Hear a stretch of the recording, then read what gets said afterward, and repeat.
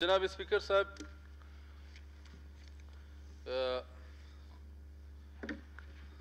आजकल बलूचिस्तान में चमन से लेकर आपका दफ्तान, दफ्तान से लेकर माशकेल, पंजगूर, ये सारे बार्डरों का मसला उसी तरह जूं का तूं रह गया। अभी तक बार्डर, अभी पहले तो चमन बंद हो गया, अभी जो मेरा डिस्ट्रिक्ट वाशुक में जो माशकेल है, ईरान का बार्डर लगता है।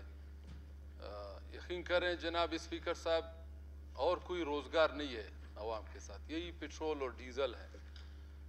उसमें तकरीबन 4-5 डिस्ट्रिक्ट, उसमें चागे डिस्ट्रिक्ट है, नोशके डिस्ट्रिक्ट है, आपके खारान डिस्ट्रिक्ट है, हत्ता कि आपकी ये जो मस्तूम की भी कुछ लोग वहाँ पे आते हैं माशकेल में काम करने के लिए, पूरा बलूचिस्तान का।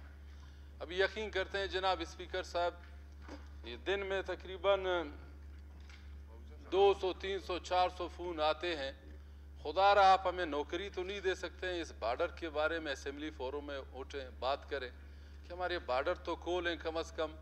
हम सुबह जाएँ शाम को कम अज़ कम अगर 2000 रुपये बच्चों के लिए। अब ये जनाब स्पीकर साहब, ये बार्डर कब तक खुलेगा? सीएम साहब यहाँ पे नहीं है, ये गए थे तुरबत में, मैंने सुना था उसमें कोर कमांडर भी था, IGFC भी था, चीफ सेक्रेटरी भी था। तो जनाब स्पीकर साहब, खुदा रहा रेखी साहब, जहाँ तक मेरा इल्म है इस पर मेरे ख्याल से सीएम साहब ने जो है मीटिंग भी तलब की है, रिपोर्ट भी तलब की है, कोई ना कोई फैसला मेरे ख्याल से 1 हफ्ते तक ये लोग कर रहे हैं। तो सीएम साहब अगले इजलास में आ जाते हैं, उनके मौजूदगी में अगर फिर आप ये पूछ ले, वो इसका फिर सही जवाब दे देंगे। ठीक है जनाब स्पीकर साहब, थैंक यू।